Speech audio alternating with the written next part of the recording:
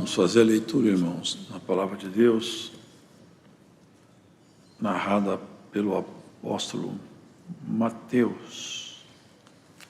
Evangelho narrado por Mateus.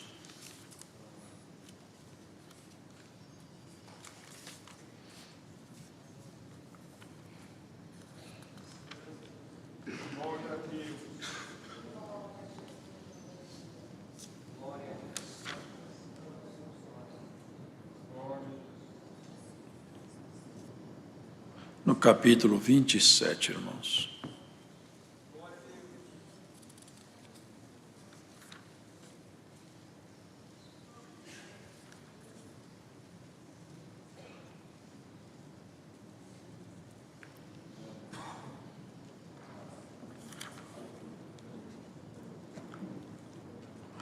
Vamos iniciar do verso 32.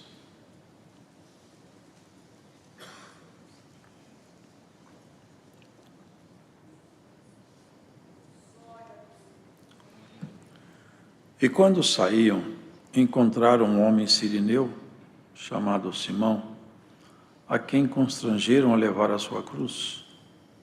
E chegando ao lugar chamado Gólgota, que se diz lugar da caveira, deram-lhe a beber vinho misturado com fel. Mas ele, provando-o, não quis beber.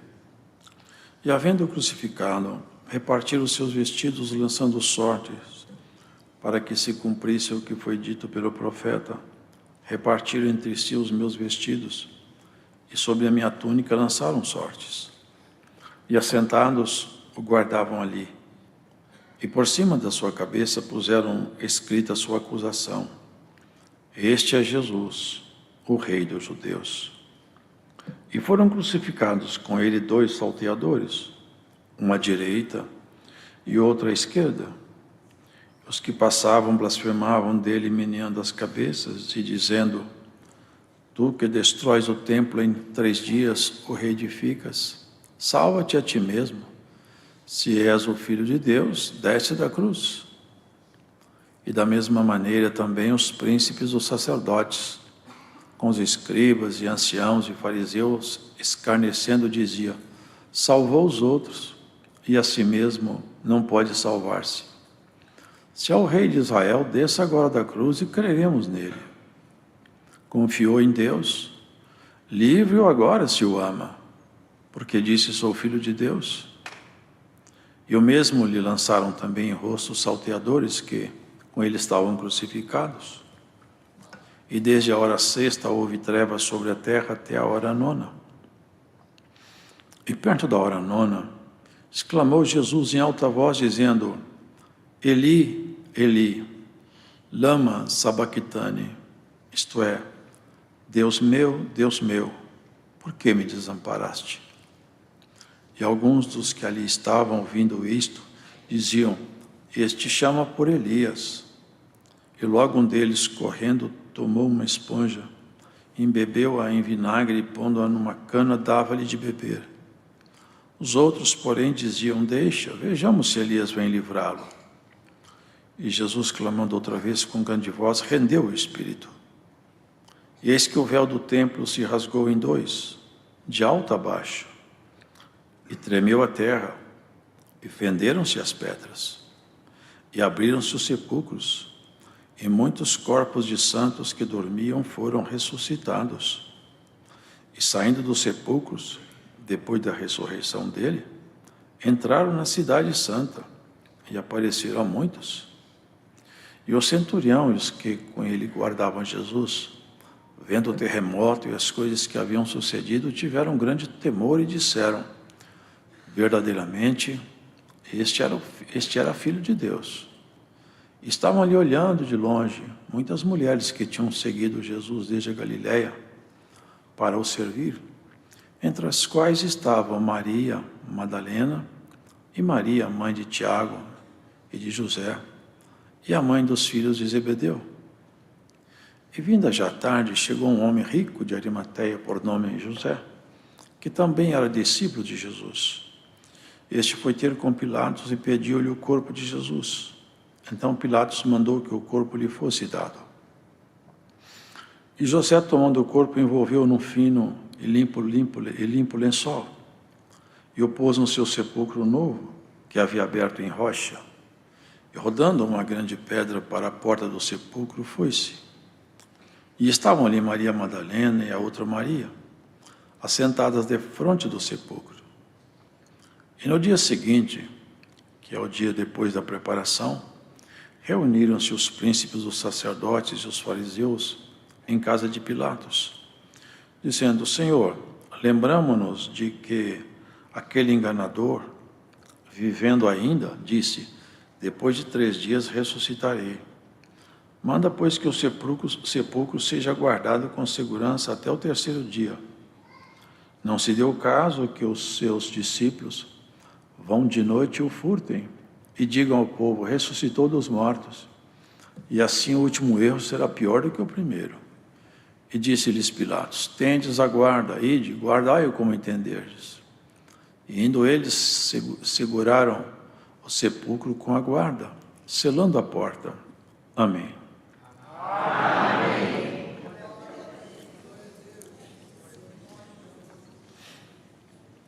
É um episódio que todos nós conhecemos muito bem, por repetidas vezes. Já ouvimos esse texto lido e temos pleno conhecimento desse episódio que marcou para sempre a história da humanidade. Uma mudança maravilhosíssima que jamais poderia ter sido feita senão pelo Senhor Jesus. Ele, na condição de homem, ele trouxe sobre si essa grande responsabilidade. Se fazendo homem, no ventre de Maria, ele começou um projeto e finalizou, que era e é, perante muitos, uma grande contradição. A verdade, irmãos, que nós temos 2 maneiras de perceber ou entender a nossa dependência de Deus. Uma dependência de Deus, o ser humano pode perceber ou não, mas ele percebendo ou não, ela existe. Por exemplo, nosso fôlego de vida. A nossa vida é uma dádiva de Deus. O homem crendo em Deus ou não, ele é sustentado com vida por uma dádiva de Deus. A força de Deus sustenta o homem, como sustenta os animais, sustenta os astros. Nós dependemos de Deus. Nós nem sequer sabemos quantos cabelos temos na cabeça. Nosso coração pulsa desde que nós nascemos. Nós não aprendemos a fazer isso. Nós respiramos e nem sequer percebemos que respiramos, porque não fazemos isso como exercício normal, é automático. Deus mostra em nós o que Ele fez. Nós somos dependentes. Se Ele tirar de nós o fôlego de vida, acabou. Nós somos dependentes dEle. Só que essa dependência é uma dependência de ordem natural. O homem pode conhecê-lo ou não. Agora tem um segundo nível de dependência. É aquela que quando eu olho para Jesus, eu abaixo meus olhos e falo: Senhor, eu não merecia isso aí. Mas agora eu quero fazer de tudo para não te decepcionar por causa dessa obra que o Senhor fez comigo. Porque eu não era digno disso, não. Eu fui separado, fui pago num preço tão alto. Eu não merecia isso. Agora eu quero ser dependente de Ti, Senhor. Pela minha escolha. Eu quero depender da Tua palavra. Eu quero depender dos Teus conselhos. Eu quero depender do Senhor para eu tomar decisões, fazer as coisas. Eu quero ficar refém, prisioneiro do Evangelho da Graça. Foi isso que Jesus propôs, nos restaurar e nos fazer, cada um de nós, uma nova pessoa, mas agora ligada com Ele. Ligado com Ele. Porque Desde que Adão pecou, o homem se ligou com as próprias trevas. O homem está entranhavelmente ligado com as trevas, as pessoas não percebem isso. Elas vivem fazendo coisas horríveis e não percebem. E quando elas vão ficando mais velhas, que a morte vai chegando, ao invés de elas estarem mais santas, elas estão mais sujas. Ao invés de estar mais preparada para a morte, estão mais despreparadas. Se morresse criança, era muito melhor. Mas agora cresceram, agora se sujaram. Não é possível o homem se limpar a si mesmo. Não é possível o homem santificar a si mesmo se não for pela obra de Jesus. Quando nós olhamos o que Jesus Cristo fez, irmãos, aí nós vamos ver a dimensão dessa obra. Se nós pudéssemos ao envelhecer, quem sabe, pelo menos, voltar a ter a pureza de uma criança que um dia nós fomos, mas nós não conseguimos isso, irmão. Nós estamos cheios de tanta coisa que não é boa. Aos poucos, as coisas do mundo vão sendo transferidas para o ser humano. E quando ele chega lá na frente, ele está impregnado de coisas estranhas. Já não é mais aquela criancinha pura, que via no pai e a mãe, abria num sorriso largo. E tudo para ele era distração e alegria. Por isso, irmãos, Jesus não veio aqui fazer uma obra qualquer, não. O que ele veio fazer aqui é a coisa maravilhosa demais. Não é só o incrédulo que tem que olhar para Jesus e falar assim: eu quero Jesus Cristo como meu Salvador, porque é preciso que ele faça isso. Se alguém ouve essa palavra em algum lugar, e você não é crente, mira na obra dele, e fala no seu coração: eu quero Jesus Cristo como meu Salvador, eu quero ele. Porque essa obra dele é muito maravilhosa, eu não merecia isso. Mas não é só para ele, para nós. Senhor, eu te quero como meu Salvador. Mas hoje, amanhã, na minha vida diária, eu te quero como meu Salvador. Eu quero que a minha vida reflita essa minha vontade de ser teu, de ser tua. Irmãos, pare para prestar atenção. Jesus saiu carregando a sua própria cruz. Além de ter sido zombado, porque eu não li aqui atrás, puseram uma coroa de espinho na cabeça dele, você já conhece isso. Um juízo temerário. Pilatos, que era um homem sem muita honra, mas ele percebeu que não era certo o que ele fazia. Ele percebeu, mas irmãos, era necessário que Jesus, ele carregasse a nossa miséria sobre ele. Isaías tinha feito uma profecia, depois vocês lêem lá em Isaías, ele fala assim: como ele estava desfigurado. Parece que Deus pegou Isaías lá atrás, levou Isaías lá na frente na cruz e mostrou Jesus, porque ele fala de um jeito como se ele olhasse para Jesus na cruz. Ele fala assim: como ele estava desfigurado, mais do que todos os outros homens, ele borrifou as nações. A gente achou que ele era afligido de Deus. A gente pensou que Deus estava afligindo ele, mas não era. Foram nossos pecados que afligiram ele. Ele não foi afligido por causa de si, senão por causa de mim. Aquelas marcas, aquelas feridas, as suas pisaduras, as suas machucaduras, era minha, não era dele. Ele levou sobre si as minhas misérias, os meus pecados, como é nítida a profecia de Isaías. E aqui nós vemos, cuspiram nele, batiam com cana na cabeça dele, riam, vestiram a capa nele como se fosse de rei. E quando saía com a cruz nas costas, machucado, cansado, a hora passou, nem deu para... cansado, machucado. Já pensou que humilhação, queridos? O homem carregar um instrumento do seu próprio suplício. Ele podia jogar isso fora: eu não vou carregar isso não. A minha própria condenação, eu não vou carregar isso. Ele carregou, e ainda tem uma ordem: como Cristo carregou a cruz dele, você carrega a sua. Pegue a tua cruz a cada dia e siga-me, diz o Senhor. Que vergonha, que humilhação, que espetáculo, que espetáculo. Caiu e ainda a cruz cai sobre ele.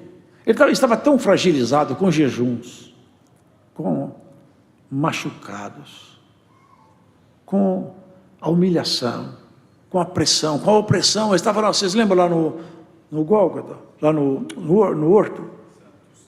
Como ele estava oprimido, ele chegou até a suar sangue de tanta opressão. Aqui, encontraram um homem que passava por ali.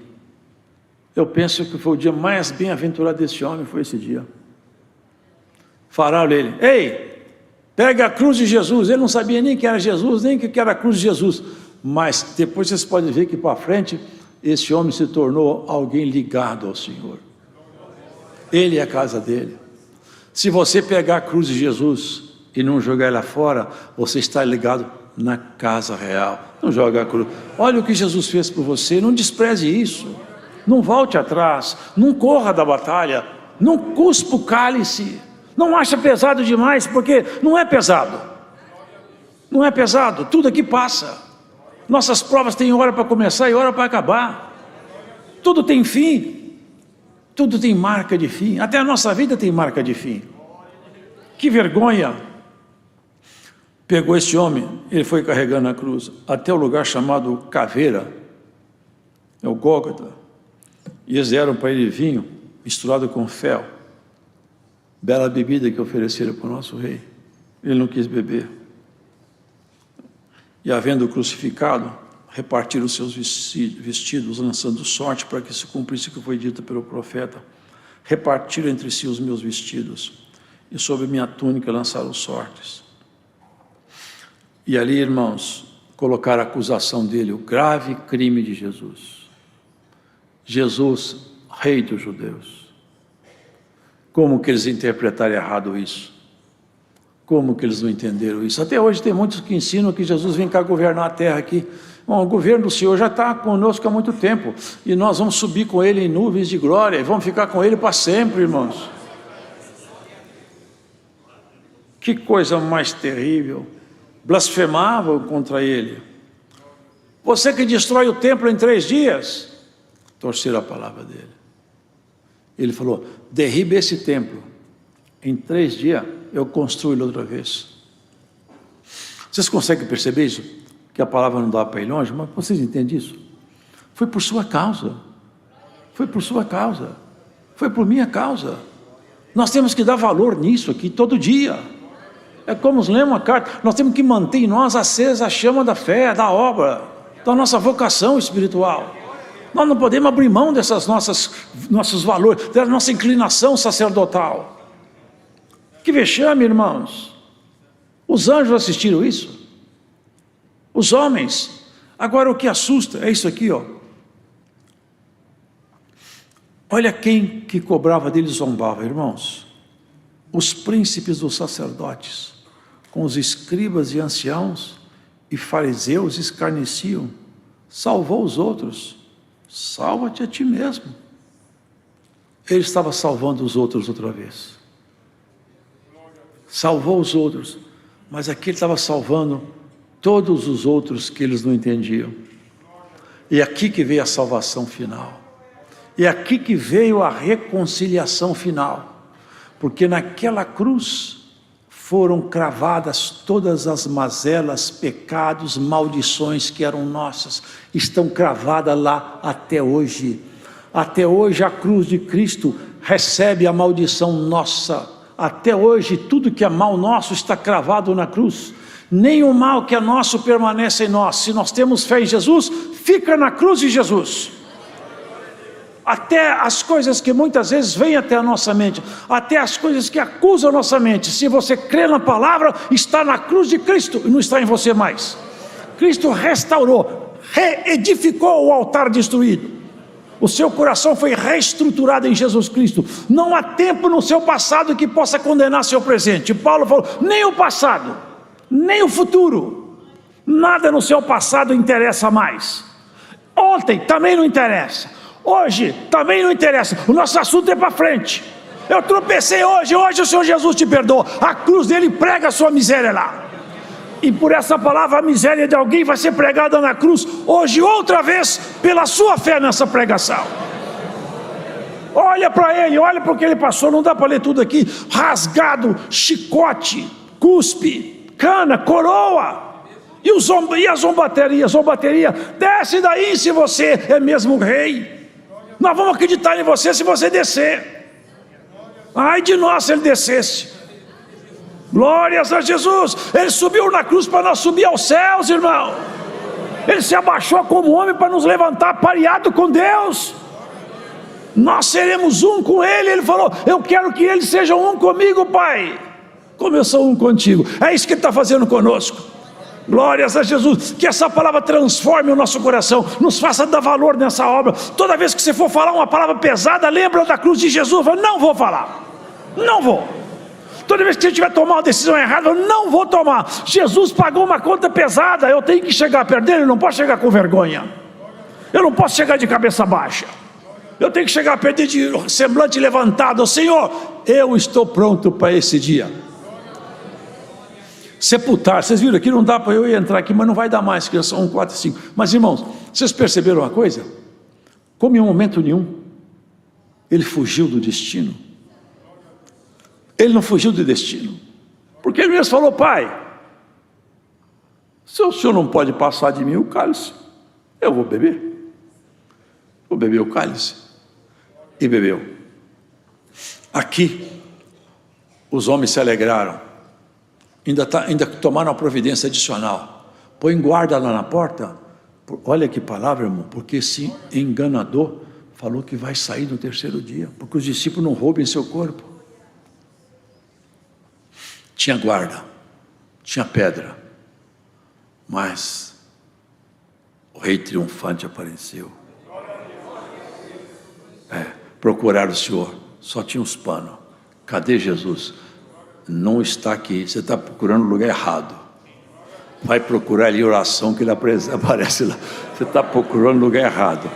Você quer achar Jesus Cristo? Ora mais. Ele aparece lá na sua casa, igual ele apareceu entre os discípulos. Eles reunidos, com as portas fechadas, o Senhor falou, paz seja convosco. Um olhou para o outro, é Jesus. Será possível que é? Vocês lembram? Não estava lá um deles, de propósito, porque o coração dele não estava bem afinado ainda, e Jesus não quis aparecer com ele, ele estivesse presente, porque ele precisava de um trabalho adicional. Meu Deus, é ele mesmo. Depois ele sumiu. Falaram com Tomé, Jesus que esteve aqui. Rapaz, saiu, acabou tudo. Olha, não acharam o corpo dele, é porque ele ressuscitou mesmo. Está vivo, está vivo. Jesus está vivo. Sempre esteve vivo entre nós. Eu só acredito se eu meter o dedo no lugar onde foi rasgado com cravo. Se eu enfiar o dedo e rasgar o cravo, senão eu não vou acreditar. Um dia estavam reunidos, Jesus apareceu outra vez. Aí ele, Tomé, vem cá pôr seu dedo onde está rasgado no meu corpo. A minha mão, aqui do lado está rasgado. Vem cá, Tomé, para você virar crente. Ai, Senhor meu e Deus meu, você, Tomé, porque você viu, você creu. Bem-aventurado quem não viu e creu. Bem-aventurados são vocês, somos nós, que não viam, mas não tem que pôr dedo na chaga dele, nem vou procurar ele na sepultura, não vou procurar um Jesus morto, em recitações, em teorias. Eu busco Jesus vivo na minha casa, na oração, no meu quarto. Ele vai lá, ele apresenta-se lá, a virtude dele me toma, a virtude dele vai pegar você hoje. Glórias a Jesus. Vai sarar tuas feridas. Se ele mostrou as feridas abertas, ele fala, as suas eu cicatrizo, diz o Senhor. Ele mostrou as feridas abertas para Tomé, mas as suas feridas serão saradas pelo poder da palavra e do Espírito de Deus em você. Essa é a palavra de Deus. Bater, irmão, acabou-se, ó. Jesus morreu. A coisa só estava começando. Jesus ressuscitou. Os crentes estão perdidos. Os crentes agora estão cheios de poder. Vocês lembram? Pedro fez uma pregação lá que 3.000 almas converteram. O pregador da Galileia está pregando e está convertendo alma. Jesus saiu, foi para o céu, e o Espírito Santo pegou esses homens agora não tem mais jeito, agora não é uma boca, não é duas, são milhares de bocas, a cada canto Jesus fala numa boca. E bem-aventurado é você se Jesus puder falar na boca sua também. Bem-aventurados seremos nós se Jesus tiver liberdade de falar nos nossos lábios. Deus seja louvado.